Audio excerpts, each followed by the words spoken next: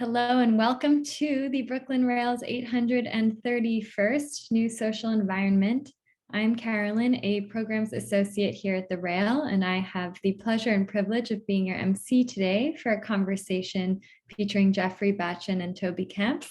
We are thrilled to welcome poet Joel Chace here to close today's program. Before we get started, the Brooklyn Rail acknowledges Black Lives Matter.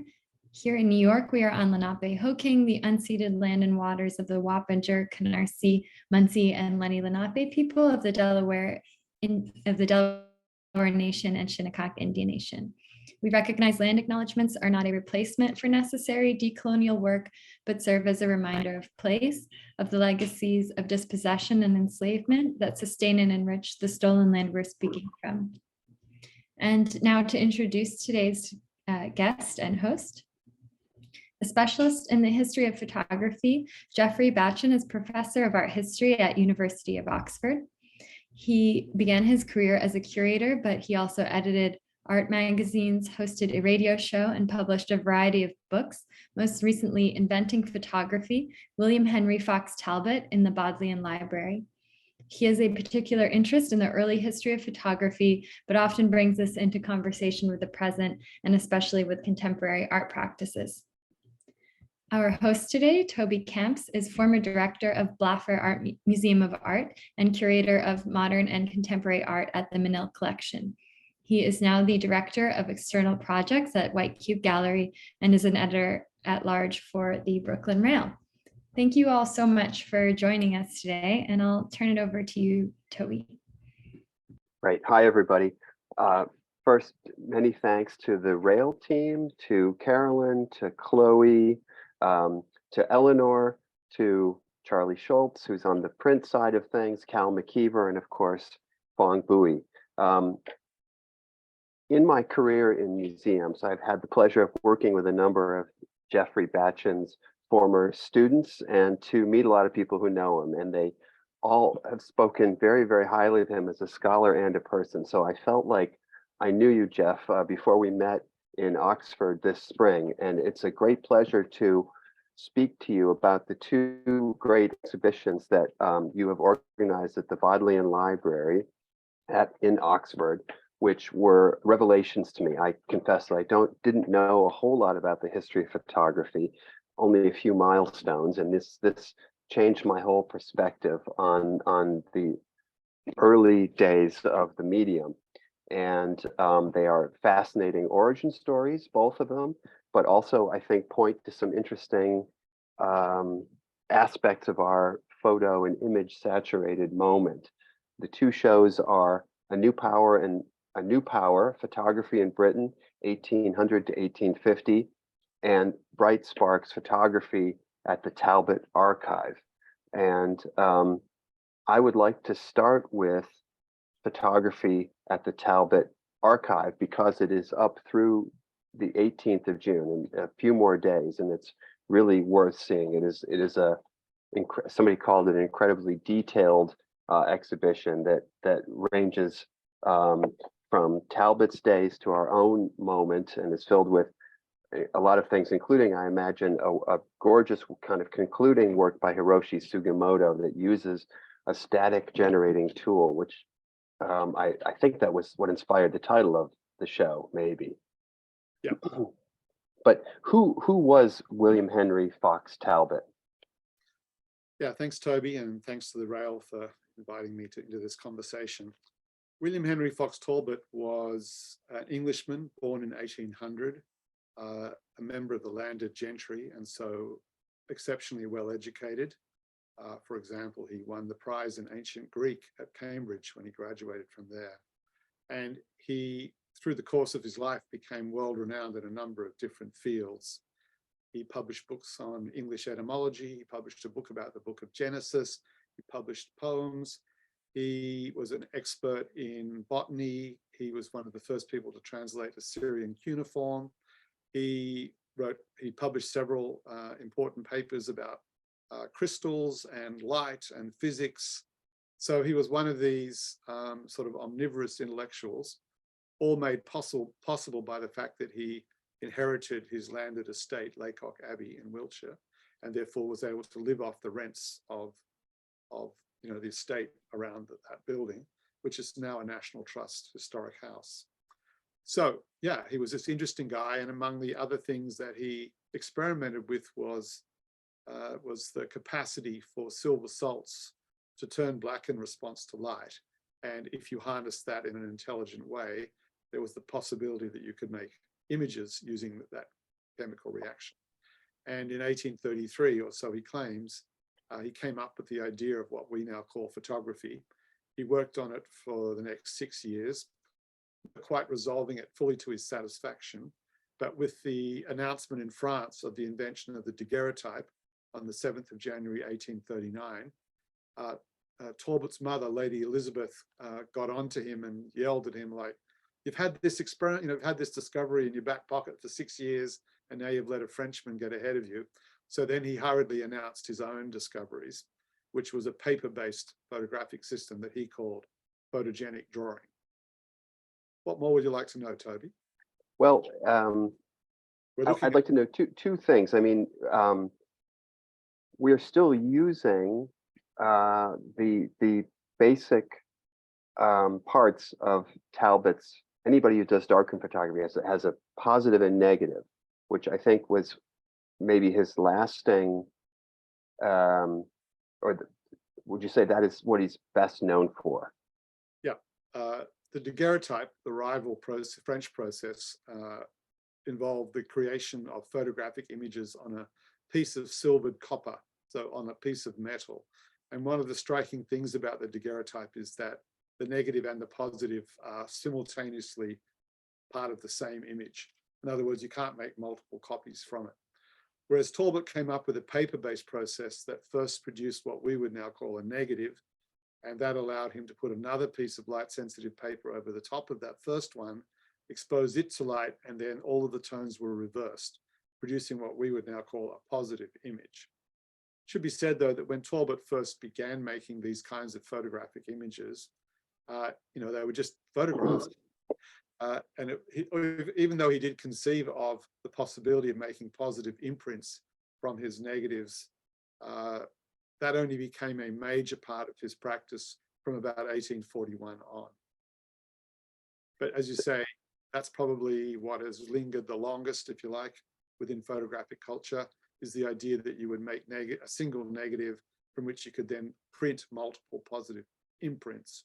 And that's, of course, what made photography such a powerful medium, especially in the 20th century, where multiple copies could be distributed all around the world from a single matrix. And just forgive me too, as a former Texan, and somebody who knows about the Harry Ransom Humanities Archive at the University of Texas, there's an 1829 photograph by Niepce, Nicephore Niepce there. And it seems to be, the debate about who made the first modern photograph is open, and it seems like it was an invention that was kind of it was happening simultaneously around the world. Can you place him among the earliest pioneers? Was he in fact the first or second or third to make what we would now consider a photograph? Yeah, firsts are always contentious claims. After both Daguerre discoveries, a lot of other people came forward claiming that they too had been experimenting with the photographic process, until there are at least 24 such claimants, harking from 7 different countries around the world. So it seems like the idea was sort of in the air. And the plate you're referring to by Nicephore Niepce, which is now in the collection in Austin, in Texas, was an earlier effort at making photographic images that primarily involved using light-sensitive bitumen. Is bitumen a kind of solution of bitumen, an existing print over the top of this piece of metal coated in this light-sensitive bitumen? The light would go through the print, and some greater degrees of light would fall onto the bitumen and lesser degrees on other parts of the bitumen. So then you took the print off, you washed the solvent over the plate, and hey presto, you have a kind of photographic impression left in the bitumen on top of the plate. So Nicephore Niepce was experimenting with a process of this kind, but he died in 1832. However, in 1829, he visited England to try and promote this invention, somewhat unsuccessfully, but he left behind the plate you're referring to. And eventually it was found in 1955 by a scholar named Helmut Gernsheim and became part of his collection. And then Texas bought all of Gernsheim's collection, and that's why it's now in Austin. But where would we place Talbot? Many people experimented towards and made claims about inventing photography. What distinguishes both Talbot and Daguerre is not that they invented ways to make photographic images, but that they found ways to fix those photographic images. That is, they found ways to prevent the photograph from continuing to respond to light, to keep developing and eventually go black. So Talbot initially solved that problem rather counterintuitively, because we're working with a solution of silver salt. And he worked out, because he was a world-class chemist, that if you added more salt to the solution after the image had formed, then the development process stopped. Now, it turns out that he wasn't entirely correct. In fact, you add a lot more salt and the development process slows considerably. So his earliest photographs are in fact still light sensitive and more or less cannot be shown in exhibitions or exposed to light for any length of time. It's subsequently, though, in collaboration with a colleague named John Herschel, Herschel came up with a true fixer, sodium thiosulfate, which actually stopped the chemical process altogether. And when Talbot adopted this particular fixer, sodium thiosulfate, then his images became more or less permanent. When I say more or less, all paper products can, of course, be damaged by light over time. And so even those Talbot photographs that are properly fixed, we can only show them in exhibitions for a relatively short period. They need to be kept in the dark most of the time because we're now trying to preserve them for future generations. But this is what the real distinction of Talbot. One, that he came up with this negative positive system, as we've already mentioned, that allowed a multiplicity of positive prints from a single matrix. And two, that he found a way to actually fix the image in place so that you had a utility. You could paste it into a book or you could send it to a friend. And those are the two very distinctive things that he introduced.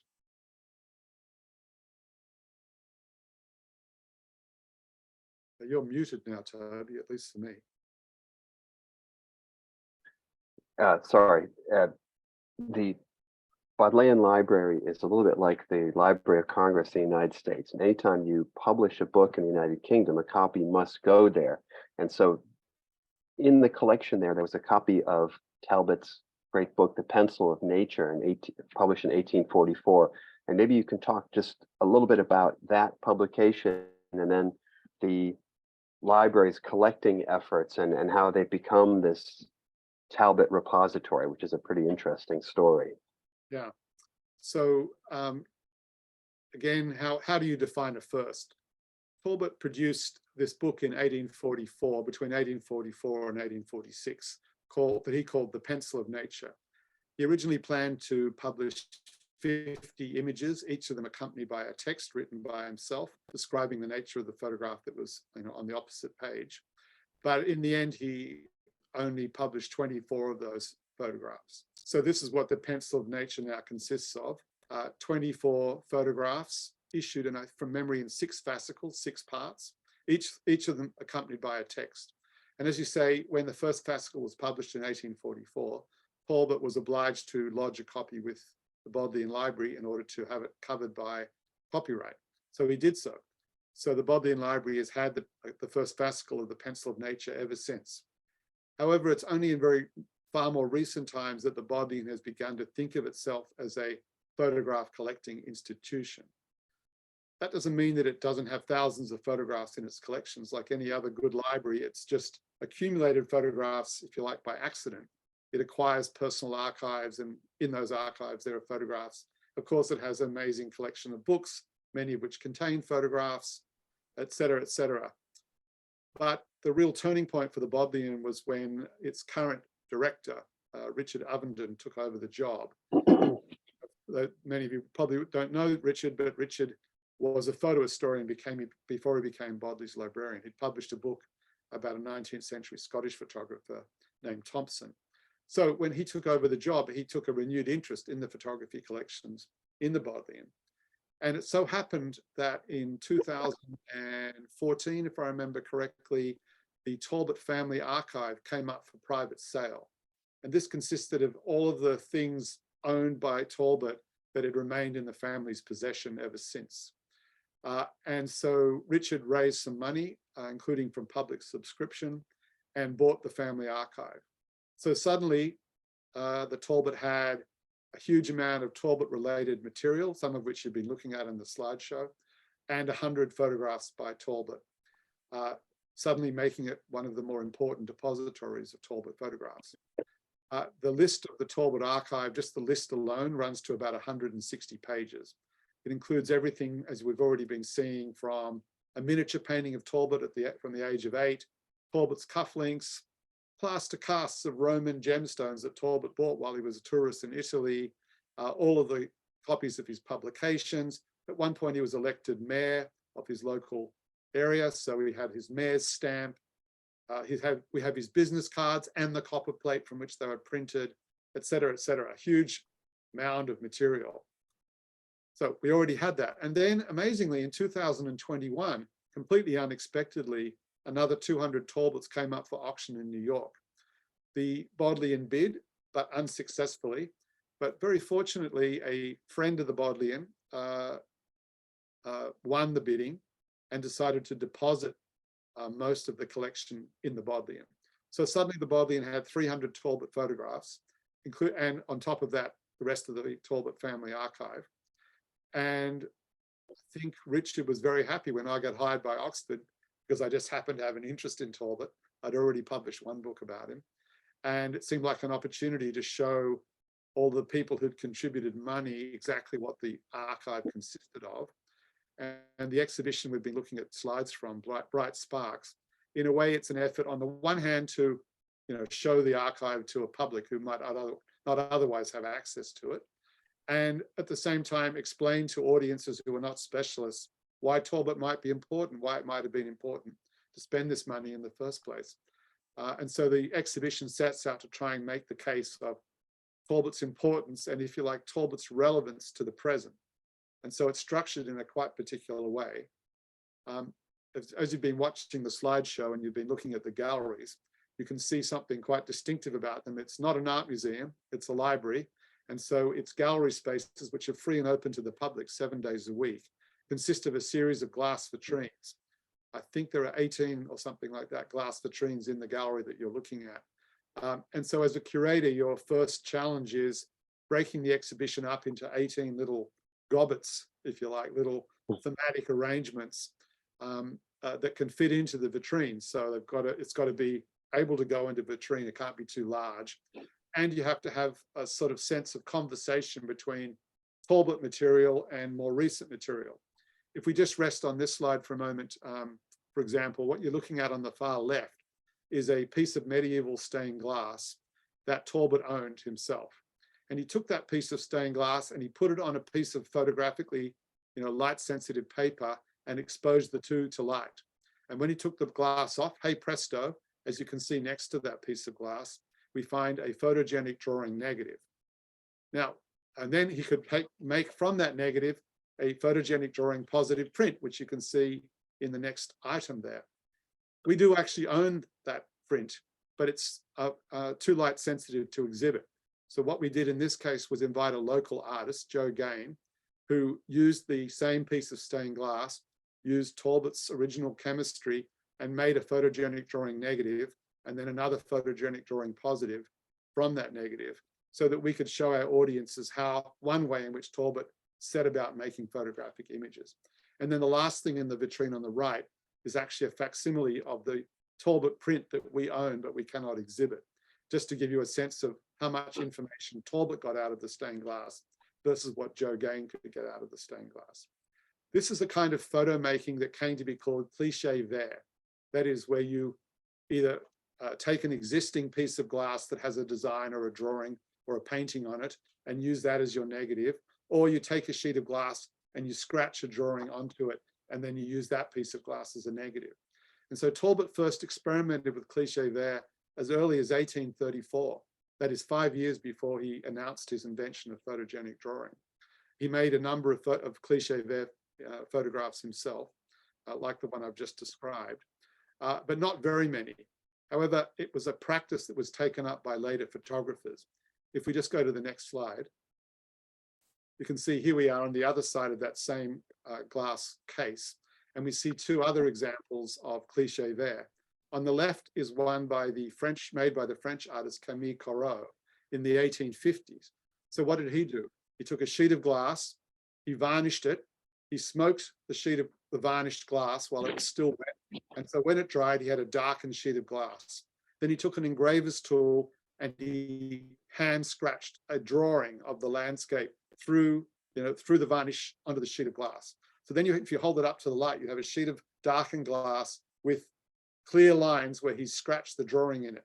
You put that sheet of glass on a piece of photographic paper and expose it to light, and then, hey presto, you have a photographic image of the drawing that Corot had made on the piece of glass. This example actually was printed in 1921. One of the oddities of photography is that negatives can be printed from long after they were first exposed to light. And this glass negative, the one that Corot made, had been bought by a dealer in Paris in 1921. And he commissioned a series of prints from that sheet of glass made by a then contemporary photographer using the same vintage chemistry as Corot would have known. So that's what is on the left. And on the right, we have another cliché vert image, this time made by Man Ray, the famous American-born French surrealist photographer, made very late in his life, the year before he died, in fact, in the early 1970s. We don't exactly know how he made it, but we imagine that he took a sheet of glass of the same size as you see here. He might have poured milk or perhaps yogurt over it, then allowed it to dry and possibly curdle in the process. And then, hey presto, he has a negative. He has a sheet of glass with a kind of imprint on it. He can put a piece of photographic paper over that glass, make a contact print from the sheet of glass, and then he has the positive print that you see here. He called this work Milky Way, the Milky Way. And so here we are looking at, in effect, an imprint of milk, and yet he's asking us to look up into the skies and imagine we're actually looking into the heavens. The ancient Greeks actually thought the Milky Way had been created by Heracles violently breastfeeding and scattering breast milk over the cosmos. So perhaps Man Ray was familiar with this myth. In any case, we have this rather remarkable work in which we're being asked to look down at a fairly abject domestic material, but at the same time imagine that we're looking up into the heavens, a work made near the end of Man Ray's life. He published a poem with the folio that this photograph came from, in which he ruminates on the nature of death and things like that. So here we have, in a single case, a very early work by Talbot and the actual things that Talbot worked with, and a work by a contemporary artist working with the same piece of glass that Talbot once worked with. And we have a work from 1857, and a work by Man Ray from 1973. So throughout the exhibition, we tried to engineer conversations like this. Firstly, to show people, well, what is in the archive? Well, there's this piece of medieval stained glass in the archive, and that Talbot used it to make a photograph, which is also in the archive. But that this is important because Talbot inaugurated a certain way of practicing, a creative way of making photographs that subsequent artists took up and worked, creatively worked with in various ways, including Corot and Man Ray in this case. So, in this one case, I'm giving you something of the character of the total exhibition. You've spoken about your research into the early history of photography as a history of photography outside of its art history. So looking at, not only the best and most iconic and famous images, but also the kind of fits and starts and the things that reveal the thinking and the growth. And I thought that was so interesting with this exhibition, the way you've interspersed the work of contemporary and modern artists to kind of reconnect it to its art history.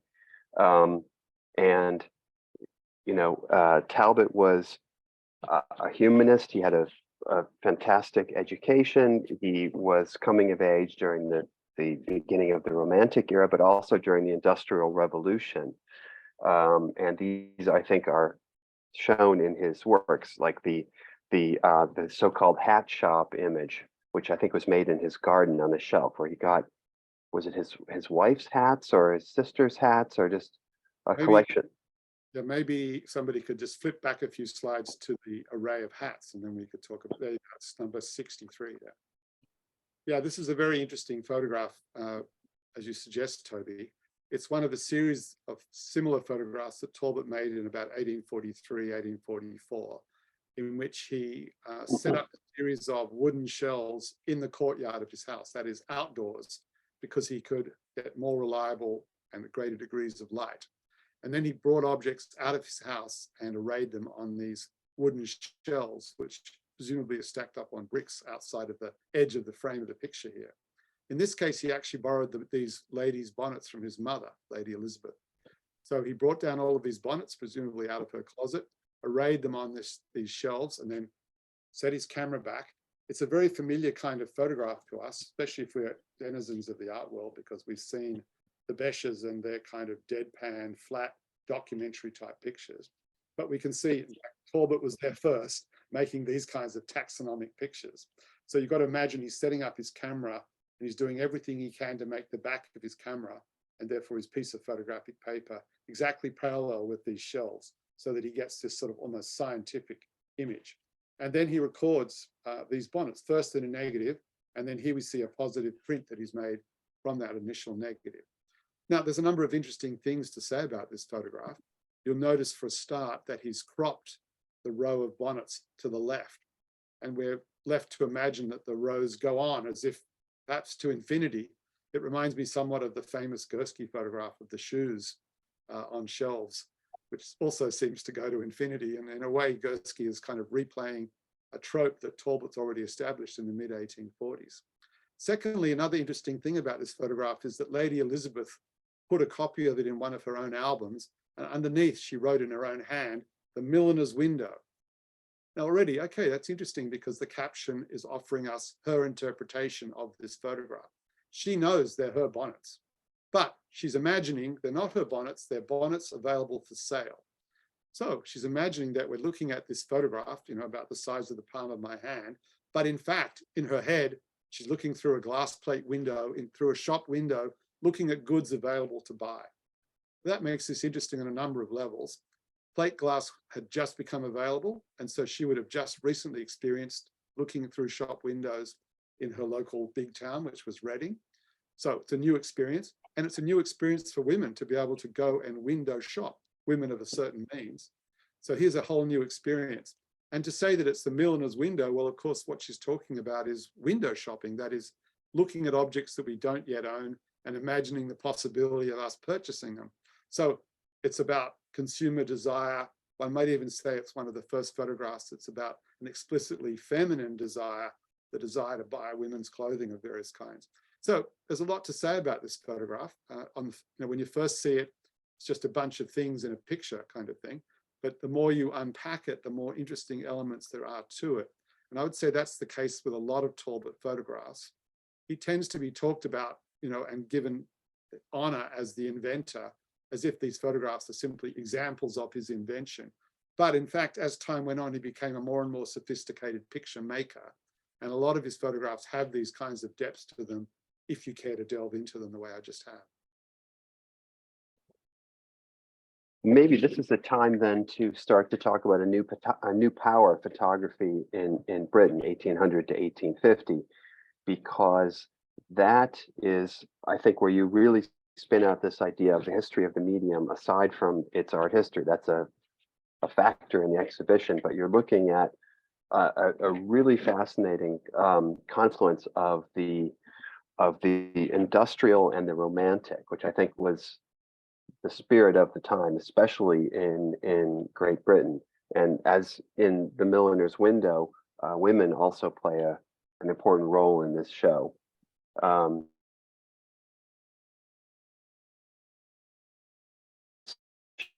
a circulation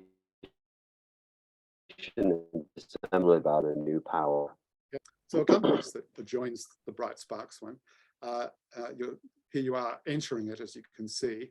And the first thing you see is a painting, a very rare and unusual painting that we bought for the exhibition, showing a daguerreotype photographer exposing us in his camera. He's got the lens cap off, the camera's facing towards us. And then you see beyond that, two plaster busts, both of women as it happens. As we go further into the slideshow, they'll become more visible. Here we see in the foreground this bust of Mary Somerville with some of our visitors. So again, the first thing that would strike those people used to seeing exhibitions of photographs in galleries is that this isn't like that. For a start, you're looking around, you can't actually see any photographs yet. And indeed, the first things you see are all sorts of things pertaining to the conception and invention of photography. The first thing you see aren't actual photographs. So again, this is a library gallery, so it's full of vitrines like the one you're seeing here, glass vitrines. It's usually full of illuminated manuscripts or Shakespeare first folios. It's nice that they allowed an exhibition devoted to the history of photography to be shown in here. And again, the challenge as a curator is organizing material in the existing set of glass in vitrines in a way that can introduce, again, non-specialist audiences to this complicated history. So the one we're looking at here, for example, is all about the conception of photography. And it tries to lay out through a series of objects the various conditions of possibility which allowed photography to be even conceived. So it includes a number of items that most people might not expect to see in a photography show. For example, on the left, you can see a ceramic plate made by the Josiah Wedgwood Company. It's called silverware, so it's a black basalt body with a silver decoration. And that silverware was actually invented by Josiah Wedgwood's son, Tom Wedgwood. And it just so happens that Tom Wedgwood published the first ever extensive essay about photographic experiments. He did that in 1802. So the exhibition is proposing that maybe when he's experimenting with ways of applying silver to a black earthenware body, he might have also begun thinking about the properties of silver, including their light sensitivity, which is exactly what he then goes on to publish experiments about. The most prominent thing you can see is a painting by John Constable. And again, go back to that slide. People might well think, what's that doing there? In effect, that represents Romanticism as a total new way of thinking about the world. It's a picture, it's a painting he made of clouds, one of hundreds like it that he produced in the 1820s and early 1830s, in which he's trying to capture a bit of the real world, a bit of nature, but in its instantaneity. That is, this is not an eternal sky. This is the particular clouds that Constable saw on a particular day, at a particular time of day, looking in a particular direction. And he actually notated all of those details on the back of the canvas, as if that specificity really mattered. So this idea that a painter might want to capture a particular moment of time in a rendition of the natural world, this is an idea that, of course, is also central to photographic experiments at the same time. And then right beside that painting, we perhaps have the oddest thing in the exhibition, which is a fragment of Charles Babbage's difference engine. That is his first computer that he invented in the 1820s. I could talk about that alone for an hour, but what's interesting about it is that Talbot was also a world-famous mathematician, so Babbage was in correspondence with Talbot about his experiments on computing engines. And when he had this fragment to exhibit in his own drawing room of his own house, he invited Talbot to exhibit photographs with it. So visitors to Babbage's house saw their first computer and their first photographs side by side for the first time at the same time. So we've got to be kind of reminded that computing, which we imagine to be a 20th century phenomenon, even a late 20th century phenomenon, is actually a phenomenon of the early and mid 19th century. And it was exactly coincident with the invention of photography. And for 19th century people, they imagine that photography and computing were like phenomena, that they had many things in common, including the fact that the two inventors were actually quite good friends. Now we can move on, if you like. What were those two things? What were some of the things that they had in common? They don't. Yeah, well, for example, Babbage wrote a book and published a book in which he argued that his computer proved the existence of God. How? How? This is the logic of the 19th century. That what his computer did, he said, was reconcile creationist beliefs from the Bible with evolutionary science. What he said, if God was in fact a mathematician, he created the world on one day, but he did it like an algorithmic mathematician. The way his computer operates, he said, you put in punch cards, mathematical figures in one end, and you cannot predict how they're going to come out the other end because the machine feeds on its own results and produces an end result that its operator can never imagine. He said, this is the way God created the world, and therefore we can have the Big Bang of creation and we can have evolutionary change over millions of years, and the computer condenses all that into a machinic assemblage. And it's very possible that he imagined that Talbot's photographs function in a similar way. Here was God, nature, writing, representing, drawing itself without the intervention of the human hand. The computer functioned similarly. And indeed, when Lady Byron, Byron's widow, came to this drawing room, saw the computer with her daughter Ada and Talbot's photographs, she asked to take the photographs home to study at greater length, and she described the computer as a maker of miracles. So she was persuaded. So again, that amazing confluence of the industrial and the romantic. And there's also in this exhibition too, I think we spoke about this, is revisionist too, because it opens the door to show all the women who are involved in a, pardon the pun, a more organic way in photography. Can you talk about some of the experiments that women contributed to the medium in its earliest days?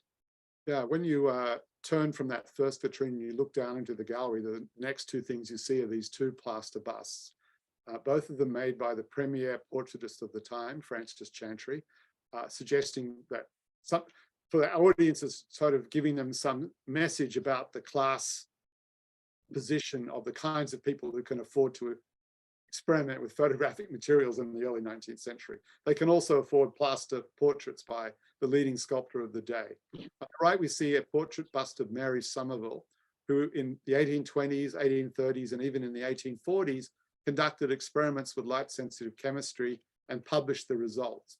So although she leaves behind no photographic images, she does leave behind some photographic stains, you might say, some photographic experiments, and she leaves behind publications in which she made a significant contribution to the sort of knowledge base on which Talbot built his own photographic experiments. But even before her, a woman named Elizabeth Fulham was conducting similar experiments in the 1790s, trying to work out ways to use the light sensitivity of silver to create patterns on pieces of fabric, or perhaps even to make maps. So we have a number of women contributing to the sort of gathering of knowledge which made photography possible. On the other side, we have another bust of a Miss Mundy. We actually don't know the name of the subject of this bust, but it's one of Talbot's three sisters-in-law. And one of those sisters-in-law, a woman named Laura Mundy, wrote the first ever description of photographic images when she wrote a letter to Talbot, thanking Talbot for sending him such beautiful shadows, as she called them, and then lamenting that they'd gone black while she'd been looking at them and asking him to send her some more. And then she describes what she'd just been looking at. So a number of levels, as experimenters, as consumers of photography, and as photographic practitioners, women are important in this story. Looking between the busts, you can just make out this blue book, and that is an example of the work of Anna Atkins, an English botanist who made the first photographically illustrated publication, which she titled British Algae, and it consisted of a series of contact prints using another process called cyanotype, or blueprints, in which she laid pieces of seaweed or algae directly on the sort of chemistry-infused paper, exposed it to light, washed it in water, and hey presto, you've got an exact imprint made without the intervention of a human hand of the piece of seaweed or algae. And then she could bind all of those photographs up and send them to fellow botanists around the world. So she is a pioneering publisher of photographs. And then further on in the exhibition, we have important clients, women who commissioned portraits of themselves or their family members, Queen Victoria, among them, plays quite an important role in the exhibition and appears in several different vitrines. She was a very active supporter of photography. She also disappears in one image. Yeah, I think we're going to get to that eventually. Yeah, in this, oh, okay, yeah. One of the important things about the exhibition is that it's in a library, and so its emphasis is not on how photography became an important art form, rather on how photography became incorporated into the world of publishing and into print culture. And indeed, it's something we need to be reminded of, is that most people first encountered photographs, not as photographs, but as reproductions after photographs. Here we're looking at 2 wood engravings that were published in these little English magazines that you can see here in April of 1839, where woodblock engraved copies of early photogenic drawings have been made, printed in ink on paper copies, and then bound into these little journals. So if you're a middle-class person and you were interested in the latest innovations in science and technology, you'd buy your magazine of science or your mechanic and chemist. And hey, if you were reading in April 1839, you'll be reading all about this newfangled invention, photogenic drawing. And here's examples of what the photographic images look like. So this would have been your first encounter with photography. And the reality is that it's still most people's encounter with photography, whether it's looking at, you know, the New York Times or an illustrated magazine like Vogue, or a book of photographs, or even looking at photographs on our iPhones. We are actually looking at reproductions of photographs rather than actual photographs. And this exhibition, in effect, tells the history of the invention of the photographic image, which is what I'm calling these other things. And it was by mid-19th century when daguerreotype studios or photographic studios were so common. We think of them as these precious talismans now, but they were quite common, and there was a sort of a you know, after a daguerreotype, I guess, can you talk about the process, how a daguerreotype would be translated into a print image, and what happened to the original? So we're looking here, while we talk, at a plate from a French book called Excursion Daguerrean, Daguerrean Excursions, in which a Frenchman named Larabour commissioned photographers, daguerreotypists, to go all over France and then elsewhere in the world, make daguerreotype images and then bring them back to Paris. So this one, for example, was taken in Alexandria in Egypt. So it's one of the first photographs ever to be taken in Africa. It was taken in November of 1839. Remember, daguerreotypes were announced in January of that same year. So this is a very early attempt to make daguerreotype images of any kind. No portraits have yet been made, for example, when this daguerreotype was exposed. Then the plate comes back to Paris, and Larabour hands it to an engraver who traces over the daguerreotype, which, just to remind people, is a sheet of copper covered in silver, which is then oxidized with iodine, so it becomes silver iodide. That's what makes it light sensitive. And then it's again fumigated with mercury. So a daguerreotype image consists of this hybrid combination of light sensitized silver iodide and microscopic globules of mercury. If you touch that surface, you rub the image off. It's a metal plate. It's not infused into the metal. It's literally sitting on the top of it. So it's quite a fragile image. If you rub your finger across the plate, you rub off the image. And of course, your finger will be covered in mercury as well. So to trace over one of these daguerreotypes is in effect to erase it in the process of that tracing. So this daguerreotype doesn't survive. What survives is what we're looking at, which is a steel engraving, a print from a steel engraving. So the daguerreotype was traced over and copied. The tracing was transferred to a steel plate. The steel plate was then engraved and possibly then etched. And then you can make an ink on paper impression, multiple, maybe 1,000 of them from that plate. And this is what was published in this book, a series of ink on paper engravings made after daguerreotypes. But as you said somewhere else, somewhere earlier, Toby, the caption, daguerreotype Larabour, or from a daguerreotype, obviously had a power in the culture of the time. It meant something rhetorically. It promised some sort of authenticity or accuracy that a hand-drawn image apparently did not have. And so quickly, the publishing industry quickly embraced this new rhetorical claim, and all sorts of publications and newspapers began to incorporate images after daguerreotypes in their publications. We flip You forward. call this very beautifully a ghost history in the exhibition. The original photographs are lost, but the images went on to be very widely disseminated. And I had never thought of that aspect of things. And that's again a terrific way that you've stepped out of the traditional art history of photography and showing its reach and its power. Well, the history of photography, at least for the last 100 years, has primarily been told through the vehicle of art museums or in books written by art historians. So art museums, of course, collect objects. They collect, if they can afford to, rare, if possible, innovative photographs. And so the history they tell is the history of rare, surviving, innovative photographs. But that's to distort the history of photography, because photography encompasses far more than just photographs. It encompasses, as I've been trying to suggest, the history of the photograph image, all of these reproductions and copies of photographs. And so this exhibition, because it can be a library, bring a different kind of logic to the task of telling the story of the history of photography. Story production, about dissemination, about circulation, about distribution. It's about commerce. It's about the industrialization of the printing and publishing industries. It's a way of telling this story that doesn't preclude an art story, but it tells you it has far greater dimensions to it and allows you to look at a much greater range of objects. Here, for example, this gentleman is looking at a daguerreotype of the so-called Tyrolese minstrels. If you go to the next slide, I think we have a detail of it. Here we see it. The daguerreotype itself was taken by Richard Beard Jr. And as you can see, it consists of these musicians in their folkloric costumes holding their musical instruments. But you can plainly see that this has been extensively hand-colored. And there's a reason for that, because these minstrels were hired to surprise Queen Victoria on her birthday over breakfast in 1852. And they were daguerreotyped to commemorate this birthday gift, if you like.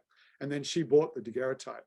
So the photography studio involved has made this a spectacular example of their craft, which means they've hand painted every aspect of it.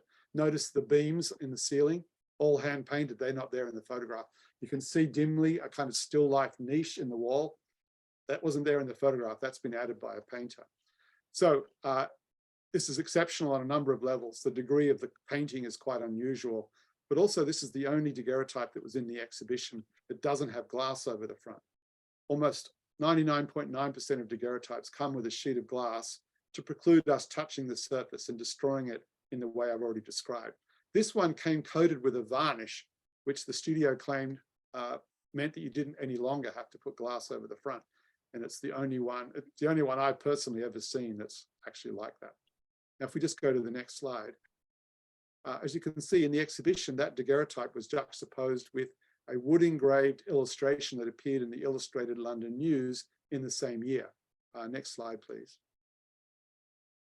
And what we see in that illustration, so what we see here is a wood engraving, that is a copy of a variant of that same daguerreotype we saw a moment ago, which has been traced over and therefore erased in the process. The tracing has been transferred onto a wood block made of hard Turkish wood, and then a very skillful artisan has carved out the traced image, as much as possible, replicating the tonal quality of photographic pictures. And here we have, as you can see, these minstrels from a photograph taken by Beard by desire of HRH, the Duchess of Kent, appearing in the Illustrated London News, basically to promote the family. And we've been hearing from at least one press of images promoting the royal family, of course, continues right up to the present. This is a rather wonderful early example of the same process. On the top of your bio on your professor's page at Oxford, you talk about Roland Barthes calling photography a revolution in human consciousness. And certainly it's hard to put yourself in the early 19th century and to imagine what that must have been like when suddenly the floodgates were open and photographs were becoming a part of everyday life. But you talked about some of the social uses of photography in this exhibition. And could you talk about, for instance, Ira Aldrich and Henry Mayhew's book and things like that? I could, if we just roll forward in the slides, and I'll just tell you when to stop when we get to those images. Both of the two examples that you mentioned, Toby, come out of this relationship of early photography to the publishing industry.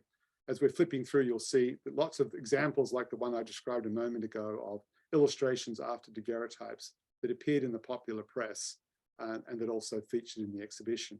Multiple portraits. This, by the way, just stop there for a minute. This is a portrait of Queen Victoria with her 5 children. She writes about the taking of the photograph in her diary and says, "What a wonderful day for photography it was. Mr. Kilburn came and took our daguerreotypes.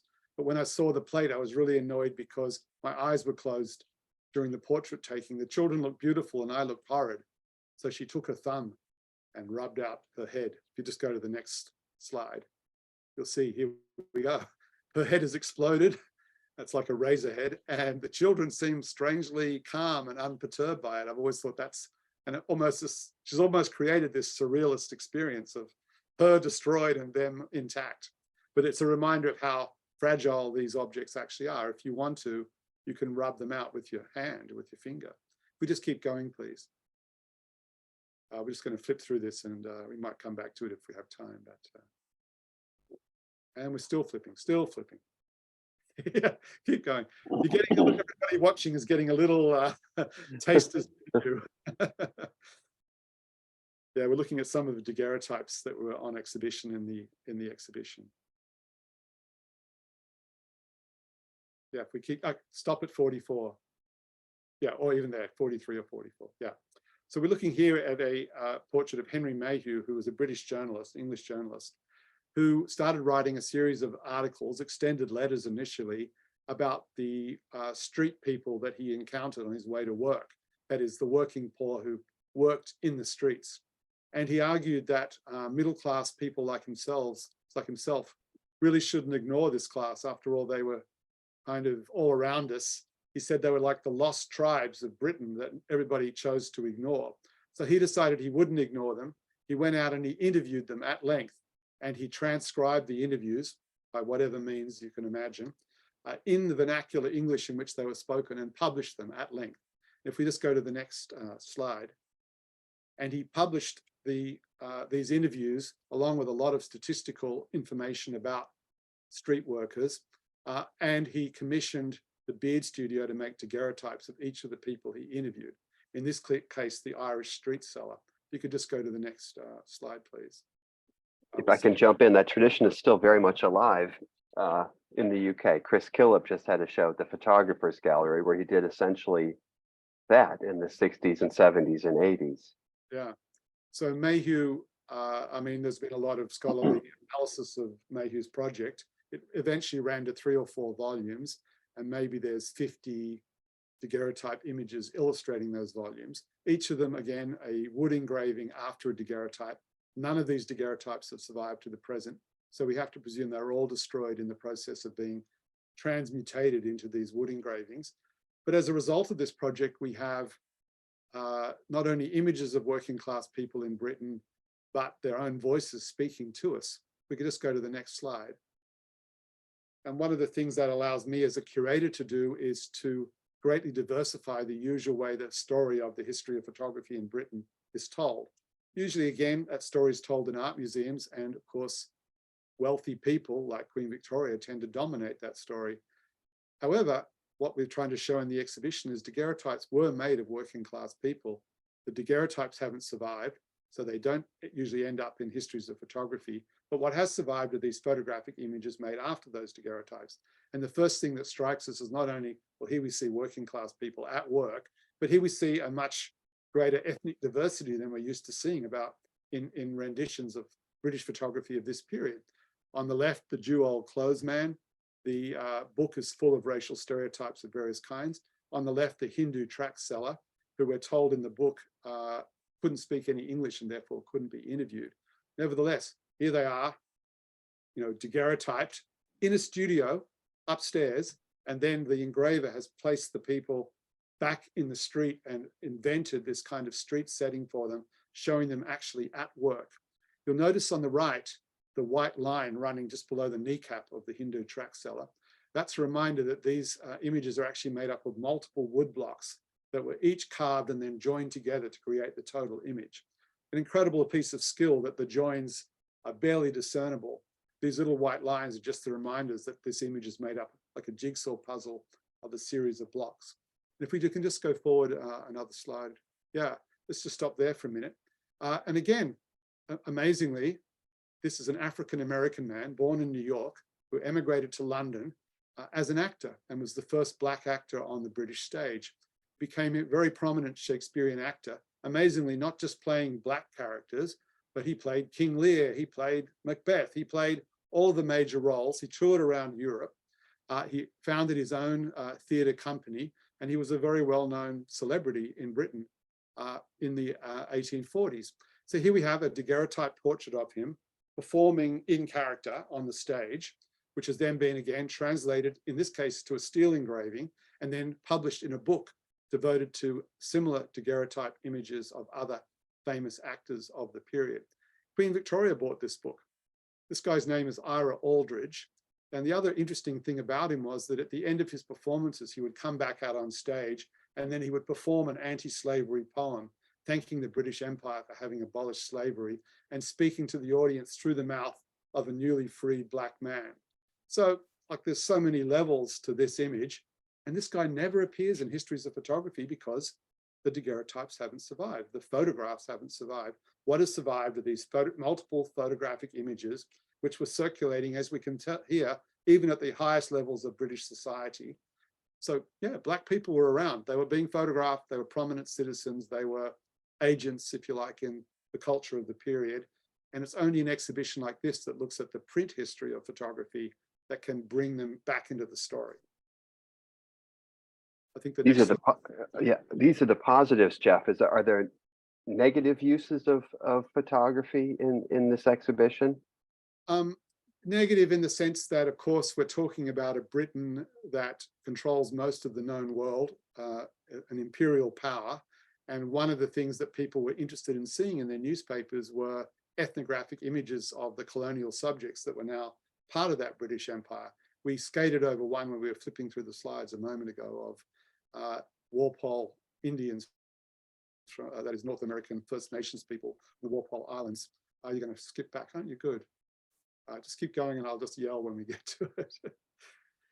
Keep going, keep going, keep going. While we're scrolling too, this is Frederick Douglass, the American abolitionist, spoke a lot about photography, and this is memorialized now in an exhibition at Tate Britain by Isaac Julian. There's a long video talking where an actor reenacts Frederick Douglass's lectures on the uses of photography as a great social leveler, where the poor domestic servant making only a few dollars a month could afford a portrait of herself now the same way Queen Victoria could.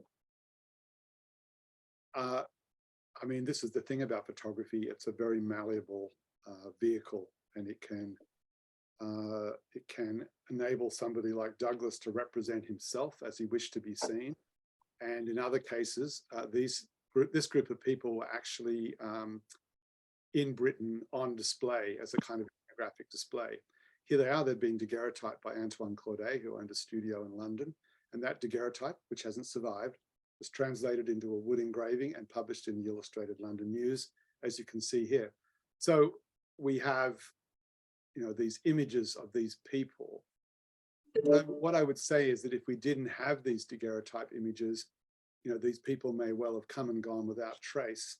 At the very least, we can say these people were in Britain. They are part of British photography, or indeed of British society in general. And again, if we do an exhibition that isn't cloistered to just surviving photographs, we can tell a much broader story, including, Toby, about the politics of such images, who gets to control them, how they're used, what texts accompany them, who are the readers, how are they circulated. All of these questions become possible in a way that most art museum exhibitions of photographs, don't make those questions possible. Well, we've spoken now for about an hour, and maybe it's time to take some questions from our audiences. Yes, thank you both so very much for this conversation today. Let's see, our first question today is going to be from our friend GE. I can go ahead and unmute you. Okay. Thank you, Carolyn. Thank you, Toby, and thank you so much, Geoffrey. We touched a bit on Mary Somerville earlier, but I was always wondering, can you talk about Talbot's original inspiration and how it may have come from his wife's Constance plant drawing? And then, of course, the salted photography, photographic drawings that were influenced by Somerville. Yeah, when we were looking through the slides, an image that flashed by was a page from Constance Talbot's sketchbook, which was in the Bright Sparks exhibition. So the story goes as follows. In 1844, in the introduction to the Pencil of Nature, Talbot provides us with his own conception story. And he tells us that when he was on honeymoon with Constance in 1833 on Lake Como, no doubt imagining, oh, George Clooney's going to live over there eventually. They were both sitting side by side, sketching the lake. And he looked down at his own drawing. He looked at his wife's drawing, which was quite accomplished. And he looked at his own drawing and he said, it was lamentable to behold. So no doubt, perhaps like any other man driven by masculine anxiety, he then as a chemist thinks, well, how can I overcome my own poor drawing skills? And he thinks, you know, the chemistry writers tell us that certain chemistry is light sensitive. Maybe I can harness that and overcome my poor drawing skills. And I can make a drawing of a place like this, but without needing to have any drafting skill. So this is his own conception story. And it has a number of charming elements to it. But it's like all conception stories, we should perhaps also read it with some skepticism. On the one hand, as you suggest, it's an interesting feminist read when he explicitly tells us that his drawing is crap and his wife's better than his. And indeed, when you see the two drawings side by side, she's a more accomplished draftswoman than he is.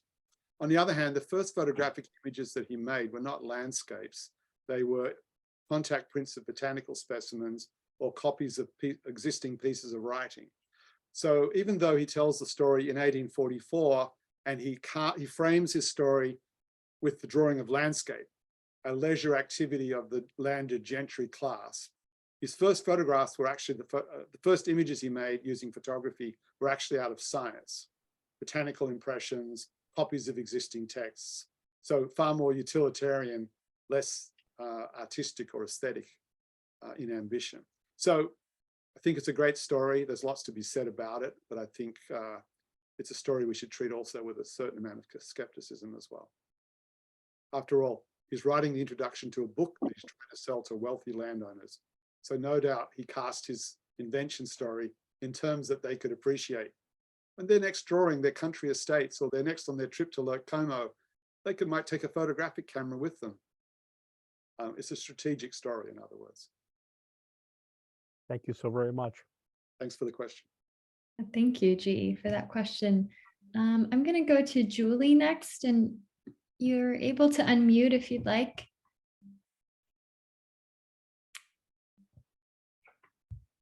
Or I can also, Julie put their question in the chat, so I can just read that aloud.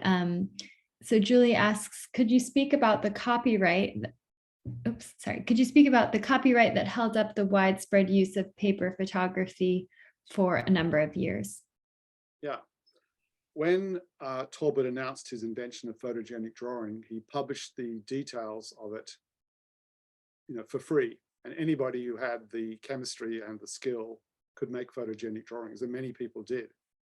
However, by the time we get to his second invention, which he called calotype, using a slightly different mix of chemistry, he had discovered that Daguerre had taken out a patent on the daguerreotype, and indeed had got a lifetime pension from the French government in return for the details of the daguerreotype process.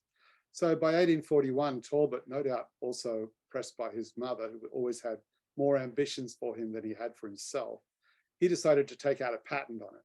In other words, if you wanted to use the calotype process, you had to pay him a license fee. he had probably imagined he would make money from that arrangement, but in fact, it inhibited innovation. So in France, where they just basically ignored Talbot's patent rights, lots of French people improved the calotype process until it became a relatively viable mode of photography. In England, on the other hand, the patent, because Talbot indeed pursued people in the courts if he felt they'd broken his patent rights, it inhibited innovation and experiments from other people and held back the development of the process. It was only in 1852, after the Great Exhibition, that Talbot was persuaded to weaken his patent rights and allow other people to experiment with it. And so it's really in the 1850s that Talbot's process becomes far more popular, far more common, and far more viable as a commercial process. In the 1840s, Britain was dominated, in fact, by the daguerreotype. And the exhibition, the two exhibitions, but especially to give a kind of proportionate role to Talbot, that is a relatively small role. Daguerreotypes dominated the public encounter with photography in the 1840s. It's fascinating. Thank you. Thank you, Julie, for your question. And let's see, unless there are any other questions, anyone can feel free to raise their hand. Oh, please, Toby. Did Talbot end up having a style? That's a very interesting question. Very interesting question, Toby. It's hard to know how to answer that, whether there are enough photographers working at the same time as him to say there was something distinctive about his work that separates it from others. I would say if you're a real Talbot connoisseur, and the Talbot connoisseur is a man named Larry Schaff, he can and has recognized and attributed Talbot photographs on the basis of how they look. I don't know that I have that degree of skill. One of the interesting things about Talbot, by the way, that is in 1846, he published 7,000 salt prints in a journal called the Art Union, and almost all of them faded within a week of publication, significantly embarrassing him in the public realm. He never made another photograph again. He lived till 1877, but for the last 30 years of his life, he didn't make photographs. He invented photomechanical reproduction. That is permanent ink on paper, photographic images. So we often celebrate Talbot as one of the inventors of photography in the 1830s, but in some ways his most important contribution was actually in the 1850s and 1860s, when he helped lay the foundations for photomechanical reproduction. That is, he made Life magazine possible. So yeah, he was an interesting guy that he, as I say, virtually never made another photograph, but he worked for those last 30 years on inventing this other alternative process. Brilliant. Thank you.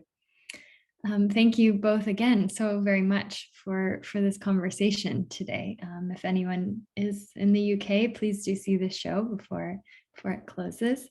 And here at the Rail, we have a tradition of closing our events with a poetry reading. And today I'm so thrilled to welcome Joel Chace here to the stage. Joel Chace has published work in several print and electronic magazines, including the Brooklyn Rail. Most recent collections include Humors from Paloma Press. Maths is just out from Chax Press.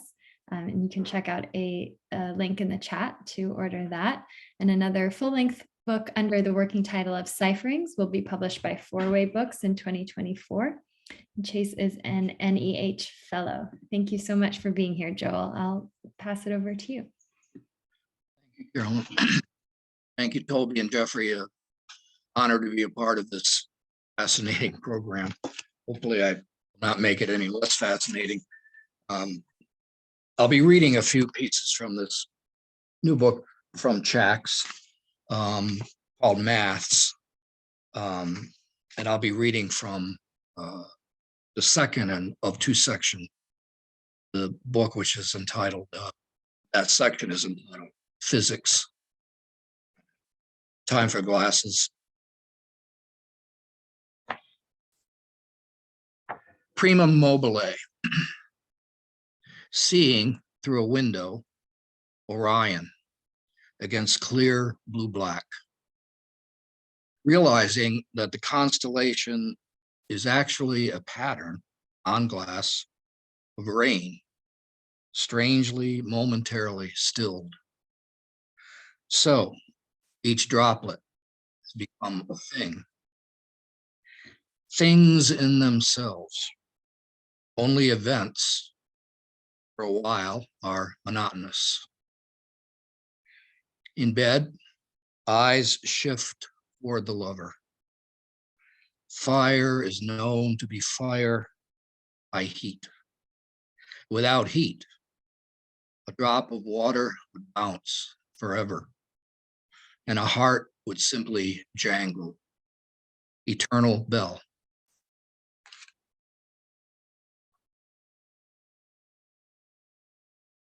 I'll read next a poem entitled Superposition. All one word, superposition. Someone old, dreaming of old, dead parents, younger at death than this child dreamer. Time is made of atoms. This child's reverie, as granular as everything else. Snow sifts through a barn's rafters and interpenetrates the hay bale's dust cloud. Space is blue and birds fly through it. This child awakens. They have departed from this strange world a little ahead of me. That means nothing. Libation. Ludic English sparrow on its branch, shadow of which, just now, finishes covering and filling a trench, newly dug. Along that wound in earth, time moves more slowly, as quiet, weary voices rise. It seeped into the mirror, ran through my temple. Sometimes I arose in the middle of the night and stopped all the clocks. The amphora at the fountain breaks. Pour the wine and close in a brief circle your long cherished hope. Afternoon advances, feudal veil drawn in front of reliquaries, harbingers one and all.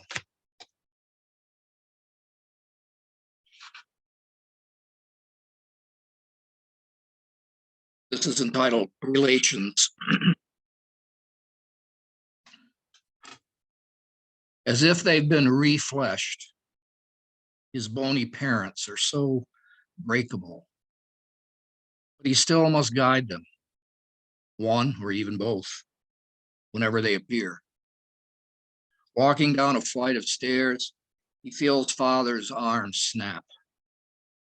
The old one clatters all the way down, shatters into hundreds of pieces that take a month to reassemble. In a spin foam, individual chunks of space-time stick together. One day he finds himself with schoolmates on a bus, field trip to a jungle. Such a relief, neither parent along. But when they arrive at the river, their driver unloads backpacks, bag lunches, then unfolds mother, hands her over. Naturally, she asks to see the water.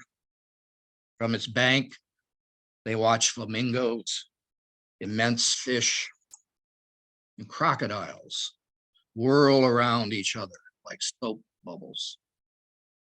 Mother wants to wade.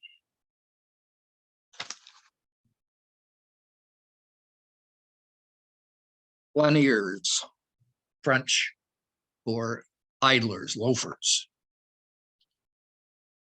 Certain sections of the arcade close off, so idlers gravitate toward a display of catafalques, the need for which keeps growing. Life is largely formed by individual organisms that interact with their environments. With that clear arched ceiling, sun's a dim beacon, but still gratis, and embody mechanisms that keep themselves away from thermal equilibrium using available free energy. Commerce's sinuous lanes merge into this path between rows of shops, crystals, votive candles, uniforms, jars, ottomans, masks. Long, narrow asylum hothouse. Everything opens, closes, emerges, hypnagogic, blurred, thrives, settles to zero. Singular galaxy of the dead. Singular universe of the unborn. Singular. We are undoubtedly limited parts of nature, and we are so, even as understanders of the same nature. I think just two more. Am I good for time, Carolyn? Yeah, sure. Yeah. Okay. The last two poems in this section and in the book. Foresight, sight. They claim they saw it coming. So when it arrives, they say, there it is, as foretold. Those who hadn't seen it coming marvel at how, from a stone well of entropy, such complexity can rise. Carriages circle a pavilion where dancers circle. Amber fire on the river, right where it bends. Spin foam as describing the geometry of space-time. Vaudeville down at the quays. Crepuscular dew beginning to glitter. And any slice of it as describing the geometry of space at a given time. Toys, blue and red, badly hidden under floor-length curtains, and those who swore they saw it coming now admit they lied. Every interpretation has a cost. And finally, the poem entitled Physics. Seegert. The phase space of a physical system is the list of the configurations in which the system can be. To sit at an eastward window and watch, pushing itself out behind that molten immensity, the sun. It disrobes from darkness and becomes what's to come. Heavily modal. Ever swelling waves, their exhausted slapping against the crenellated harbor wall. Murmurous layers of sand sheeting across one another. Modal, heavily. No ideas except in events, often mistakenly called things. Not a science about how the world is, but a science of how the world can be. On that hidden island beyond the promontory, seals wailing like Beethoven's late quartets, modal, heavenly. Thank you. Thank you so much, Joel. That was brilliant. Really beautiful way to close things out today. And thank you endlessly, yes, to Geoffrey and Toby for today's conversation.